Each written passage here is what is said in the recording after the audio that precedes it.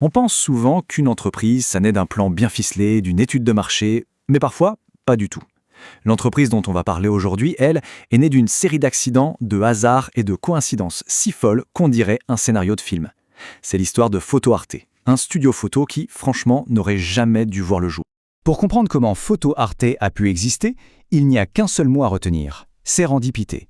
C'est la clé de toute cette histoire. En gros, c'est l'art de trouver quelque chose de génial par pur hasard alors qu'on cherchait autre chose. Chaque virage, chaque succès et même chaque drame dans cette histoire est lié à ce concept. Et voilà l'objet par qui tout est arrivé, un appareil photo Olympus Pen. Il a l'air de rien comme ça, simple, compact, et pourtant il portait en lui le destin de toute une famille. Son histoire commence en 1972, pas avec un photographe, non, mais avec une simple transaction qui a complètement capoté. Alors, on est en 1972 à Agua Chica, en Colombie.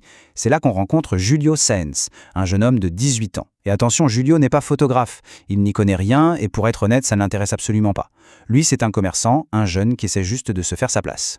En réalité, cet appareil photo sans propriétaire, ce n'est pas le vrai début de l'histoire. C'est plutôt la pièce maîtresse d'un puzzle qui était déjà en train de s'assembler tout seul. Le monde de la photo, sans que personne ne s'en rende compte, rôdait déjà autour de Julio et de sa famille. C'est assez fascinant de voir comment les choses se sont alignées. D'abord, sa petite boutique servait de point relais pour un photographe de passage. Premier contact, un peu par hasard. Puis, le frère d'un autre commerçant du coin, photographe lui aussi. La photo n'était pas du tout un objectif pour eux, mais elle était là, elle tournait autour de leur vie, un peu comme une lune autour d'une planète. Et c'est là que le hasard, ou plutôt l'accident, va vraiment frapper à la porte. Un de ses contacts lui demande un service tout bête, lui acheter un appareil photo pendant un de ses déplacements. Une simple faveur, rien de plus. Et voilà comment Julio se retrouve avec cet appareil photo sur les bras. Il l'a acheté pour rendre service, mais à son retour, le gars s'est désisté. Il se retrouve donc avec un outil professionnel sans avoir la moindre idée de comment il fonctionne. Pour n'importe qui, ça aurait été une simple contrariété. Pour Julio, ce fut un tournant. Et voilà la phrase qui change tout, la devise de Julio. Au lieu de se débarrasser de l'appareil, il s'est dit « Et si j'apprenais ?» Alors il a acheté un cours de photo par correspondance. Il a même payé son contact pour qu'il lui apprenne les bases. Un simple accident venait de se transformer en un projet de vie. Ce qui a suivi, c'est une sorte de road trip initiatique. Pendant presque 2 ans, Julio est devenu un photographe nomade. Il a appris son métier sur le tas, en parcourant le pays, sa sacoche sur l'épaule. Il a tenté d'ouvrir des studios, a connu des échecs, a recommencé. Il a perfectionné son art, non pas dans une école, mais sur les routes de Colombie.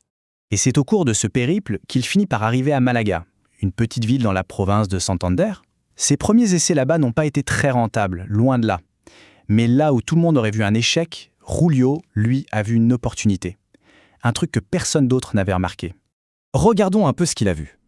D'un côté, un marché local complètement endormi.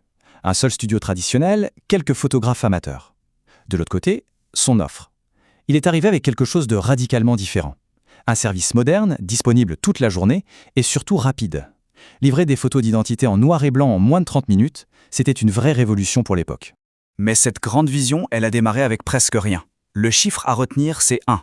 Pour prendre cette toute première photo à Malaga, il n'avait qu'une seule pellicule. Et le comble, c'est qu'il a dû l'emprunter à un concurrent. Imaginez un peu la pression, tout son projet reposait sur ce seul et unique rouleau de film, pas de filet de sécurité. Et contre toute attente, le pari a fonctionné. Photo Arte est devenu un succès. L'entreprise a grandi, s'est développée, mais alors que tout semblait aller pour le mieux, l'histoire de la famille Sáenz a pris un tournant absolument dramatique et déchirant. Très vite, Julio et Photo Arte se sont complètement intégrés à la vie de Malaga. Ce n'était plus juste un photographe, c'était la mémoire vivante de la communauté. Il documentait tout, des mariages aux événements officiels. Et en parallèle, il n'a jamais lâché son propre développement. Il est même retourné sur les bancs de l'école le soir. Une fois son diplôme en poche, Julio avait un nouveau rêve, faire des études de médecine. Mais ça posait une question cruciale. Que faire de Photo Arte? Le fermer? Le vendre? Il a choisi une troisième voie, celle de la continuité.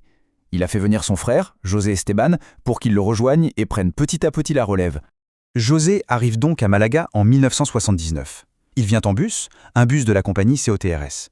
Bon, ça semble être un détail complètement anodin, mais retenez-le bien, ce détail va devenir tragiquement important. 3 ans plus tard, la tragédie. José, qui avait brillamment repris le flambeau, qui lui aussi avait repris ses études, qui venait de se marier et d'avoir un fils, il perd la vie dans un terrible accident de la route. Et voici la dernière et la plus cruelle des coïncidences de cette histoire. Le bus de l'accident, c'était un bus de la compagnie Cotrans. le même type de bus que celui qui l'avait amené à Malaga, plein d'espoir 3 ans plus tôt. La boucle s'est refermée de la manière la plus tragique qui soit. La mort de José aurait pu, et aurait dû, signer la fin de Photo Art. Mais une entreprise née d'une telle succession de hasards n'allait pas s'arrêter comme ça. Son héritage était destiné à continuer, encore une fois, grâce à un arrangement complètement inattendu. Pour Julio, en pleines études de médecine, c'était impossible de tout gérer. La situation était intenable. Alors, dans un geste absolument remarquable, Julio et sa femme ont décidé de transférer la totalité de l'entreprise à Ana, la veuve de José. C'est comme ça que Photo Arte a survécu, en restant dans la famille et en assurant un avenir à la femme et au fils de José.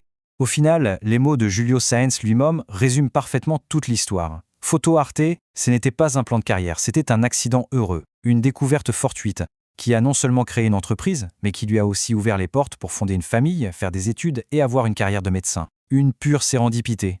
L'histoire de Photo Arte nous laisse avec cette question en tête. Quelle part de nos vies est vraiment planifiée et quelle part est simplement trouvée par hasard? Elle nous rappelle que, parfois, les chemins les plus extraordinaires ne sont pas ceux qu'on avait tracés, mais ceux sur lesquels on a trébuché par accident.